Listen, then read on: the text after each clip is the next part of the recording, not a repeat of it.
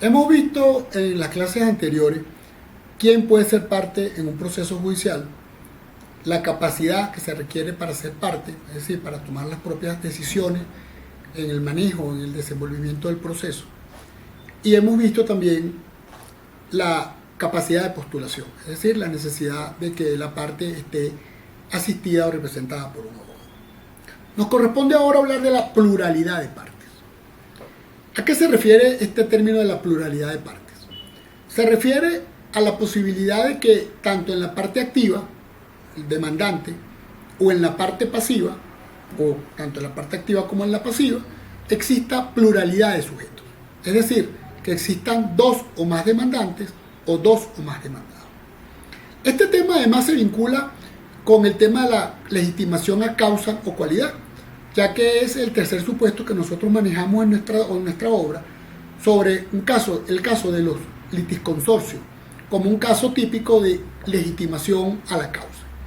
Esto quiere decir que en determinados procesos y dada la pretensión o la materia sustancial que se va a dirimir en ese proceso, al estar conformada ese negocio jurídico, esa relación jurídica, por más de dos partes, también es posible que al pronunciarse el juez o tener que pronunciarse el juez sobre esa relación o ese negocio jurídico, estén involucradas todas esas partes intervinientes, como ocurre, por ejemplo, en una herencia con más de un heredero, como ocurre, por ejemplo, en una comunidad con más de dos comuneros, o en un contrato suscrito por varias partes, o muy simple, en una acción que usted ejerza, por ejemplo, para la nulidad de un matrimonio.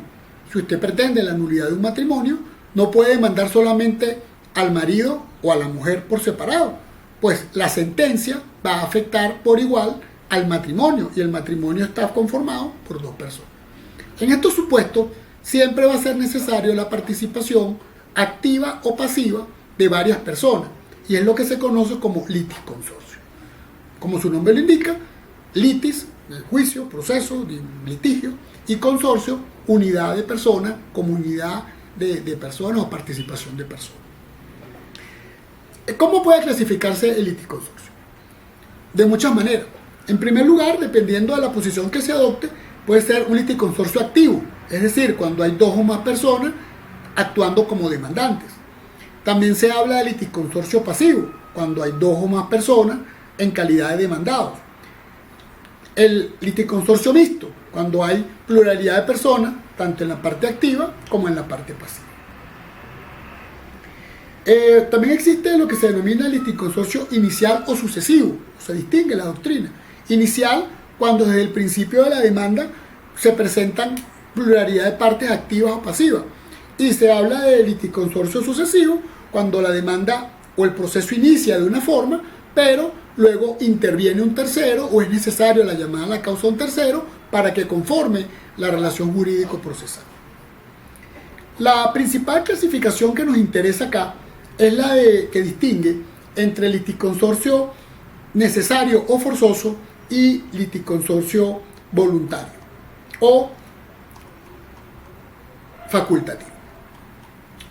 Vamos a hablar primero del que consideramos más importante, el litisconsorcio necesario o forzoso.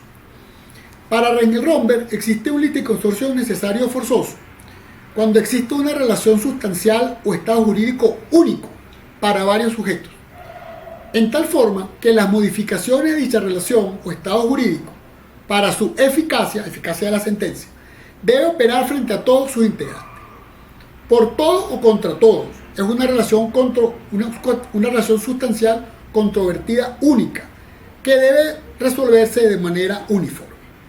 Esto es lo que le estaba planteando de manera de ejemplo al principio. Ocurre cuando para dictar una sentencia útil, válida, en el juicio debe participar más de una persona en la parte activa o más de una persona en la parte pasiva. Ejemplos. En primer lugar, los que ya habíamos manejado, en la comunidad de bienes.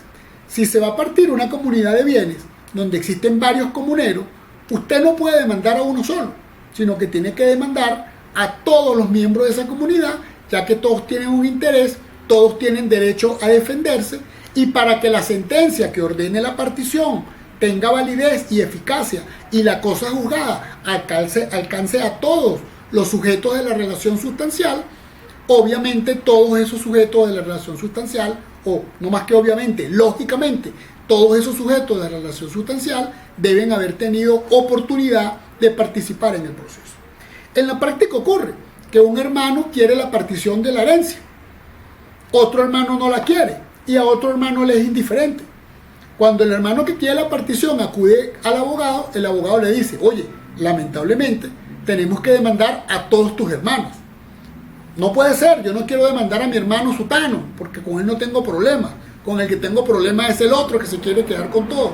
Pero no puede haber un juicio entre el hermano A y el hermano B sin incluir al hermano C o al hermano D, ya que al fin la herencia es de todos y todos tienen derecho a participar, y la consecuencia de que no participen todos es que la sentencia va a devenir en inejecutable, en inútil, ya que cuando se quiera ejecutar, por ejemplo, sobre bienes que tenga uno de los hermanos no demandados, este va a decir: a mí nunca me llamaron a juicio, yo no tuve derecho a defenderme y esa cosa juzgada no aplica contra mí.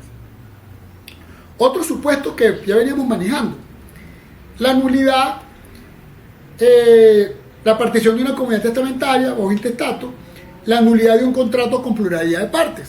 Si 4 partes firman un contrato, hay desavenencias entre la parte A y la parte B y quiere la nulidad del contrato, no va a poder demandarse la nulidad de ese contrato sin demandar también a la parte C y a la parte D, por las mismas razones que poníamos anteriormente, porque la sentencia va a devenir en inútil.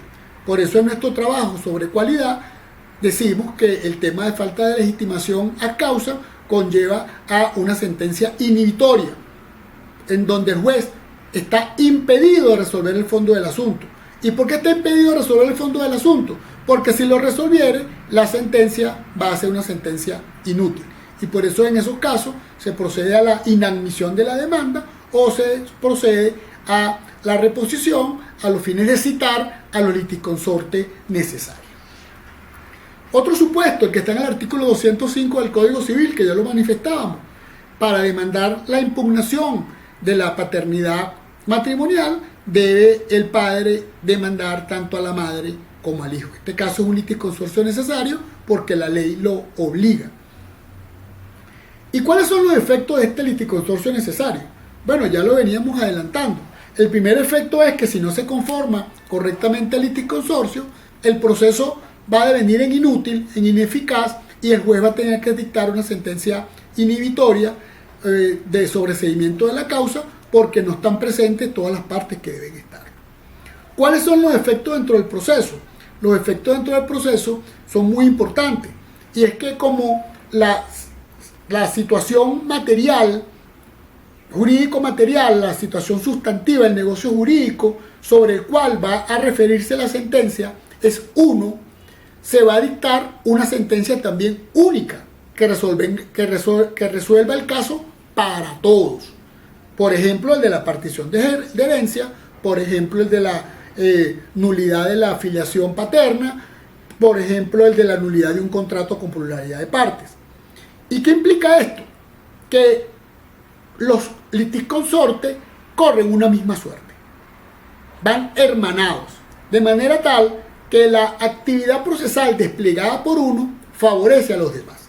Esto no significa que tengan que tener la misma posición.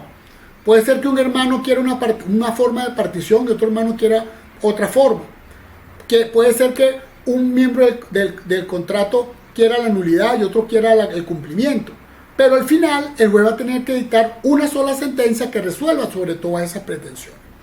Como decíamos, ¿cuál es la consecuencia procesal? Que las actividades recursivas, que las pruebas que presente un litisconsorte va a favorecer a las otras. Esto es muy importante en materia de recursos. Por ejemplo, si se dictara una sentencia desfavorable a los litisconsortes y alguno se conformara con la sentencia, pero otro apela de la sentencia no va a alcanzar firmeza, ya que con la única apelación que presentó ese litisconsorte va a forzar una revisión por la segunda instancia, eventualmente con un recurso de casación también, y hasta que no quede firme la sentencia, que es uniforme para todos, el juicio va a proseguir.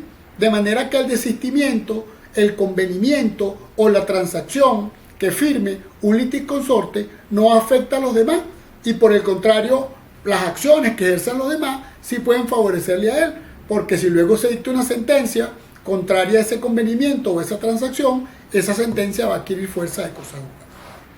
Precisamente esto es lo que diferencia al litisconsorcio forzoso del litisconsorcio voluntario. ¿Qué es el litisconsorcio voluntario? El litisconsorcio voluntario se presenta cuando por economía procesal, por alguna conexidad entre las causas, que puede ser simplemente que sea el mismo sujeto activo, el mismo sujeto pasivo, el mismo objeto o el mismo título, concurran pretensiones que por economía procesal y que para evitar sentencias contradictorias pueden ser presentadas en un mismo juicio. La diferencia aquí es que no es obligatorio, es decir, si las partes no actuaren de esa manera, la sentencia que se dicte puede ser útil. Ejemplo de estos casos de litisconsorcio voluntario. Como ya decíamos, cuando existe conexidad entre las diversas relaciones por el título o por el objeto. Y típicos casos, por ejemplo, cuando se demanda a dos deudores solidarios. Como ustedes saben, los deudores solidarios, cada uno responde con su propio patrimonio y por la integridad de la obligación, de manera que el acreedor puede demandar uno o al otro, pero también puede ser que el acreedor prefiera demandar a ambos deudores.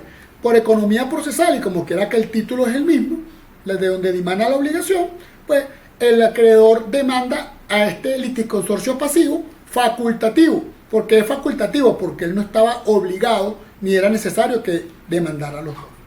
¿Y cuál es la diferencia procesal? Que acá sí, aunque van juntos, no están revueltos. Cada uno de los litisconsortes actúa por su propia cuenta y riesgo.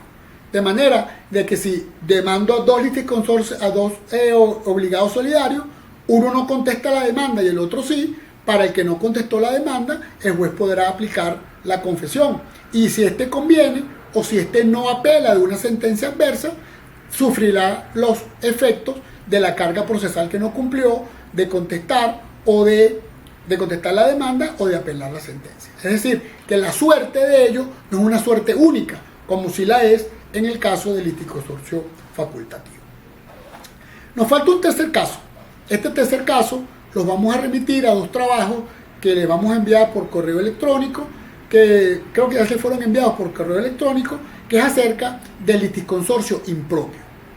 Este litisconsorcio impropio es aquel que no tiene las características de exigencia del litisconsorcio forzoso, que más bien encuadra dentro del litisconsorcio facultativo, pero que es una suerte de mezcla de uno y otro porque se requiere de una sentencia o decisión uniforme. Un ejemplo de esto, un accidente de tránsito de una empresa de transporte. Si una empresa, un autobús, por ejemplo, sufre un accidente de tránsito y los pasajeros quieren demandar a la línea transportista, la realidad es que allí no hay un litisconsorcio forzoso, ya que cada relación jurídica es única e independiente. Hubo un hecho, que fue el accidente, pero el contrato de transporte es personal y cada uno tiene su propio daño que se le haya causado, de manera que no existe igualdad de título, no existe igualdad de objeto, porque cada quien pide su respectiva indemnización. Lo único que existe es una identidad del sujeto pasivo, la línea transportista. Por eso decimos que pareciera un litisconsorcio voluntario o facultativo.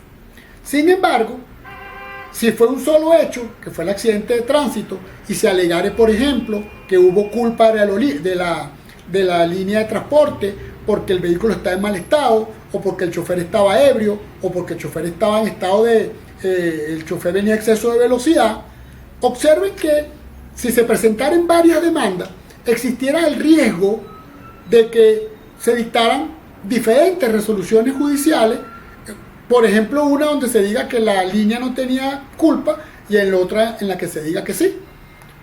Allí, en estos casos, es donde se habla de un litisconsorcio impropio. ¿Por qué es impropio? Porque si bien no es forzoso o obligatorio o necesario, si se requiere necesariamente, o es lo más prudente, lo más aconsejable, que se dicte una única sentencia y que en esa única sentencia se resuelvan sobre todo un pronunciamiento sobre los hechos o un pronunciamiento sobre el derecho cuando es el mismo que está alegado. Aquí la gran pregunta es, ¿qué reglas le aplicamos? ¿Le aplicamos la regla del liticonsorcio voluntario o le aplicamos la regla del liticonsorcio forzoso? Las respuestas posiblemente estén en el material que le vamos a enviar del doctor Enrique Herrera Roche y también de un ex magistrado que se han pronunciado sobre estos liticonsorcios impropios